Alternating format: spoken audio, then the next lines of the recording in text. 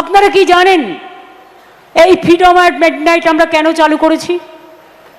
কারণ ভারতবর্ষ যখন স্বাধীন হলো, ফ্রিডমটা এসেছিল মধ্যরাতে, মিডনাইটে। সেই ইতিহাসটাকে আমরা স্মরণ করে শ্রদ্ধা জানাই। তখন গান্ধীজি কোথায় ছিলেন?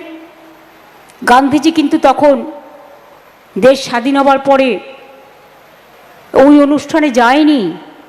তিনি বসেছিলেন বেলেঘাটায় গান্ধী বাড়িতে। কেন? তখন দেশ বিভাগের জ্বালা, একদিকে দাঙ্গা, একদিকে মানুষের আশা, একদিকে অনেক মানুষ উদ্বাস্তু হয়ে গেছে, একদিকে ভাগাভাগি, একদিকে রেষারেষি, সমস্ত জ্বালা থেকে মুক্ত দেওয়ার জন্য তিনি শান্তি ফিরিয়ে আনার জন্য প্রোগ্রাম করেছিলেন। দিনের পর দিন তিনি দীর্ঘদিন বাংলায় কাটিয়েছেন। সেই গান্ধী ভবনটা আমরা ভালো করে করেও দিয়েছি। একটি কবিতা আমার মনে আছে, একবার গান্ধীজি অনশন করছিলেন, বিশ্বকবি রবীন্দ্রনাথ ঠাকুর গিয়ে তাকে অনশন ভাঙাতে গেলেন।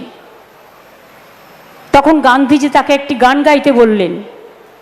রবীন্দ্রনাথ ঠাকুর তখন গাইলেন, জীবনও যখনও শুকায় যায়, করুণা ধারায় এসো।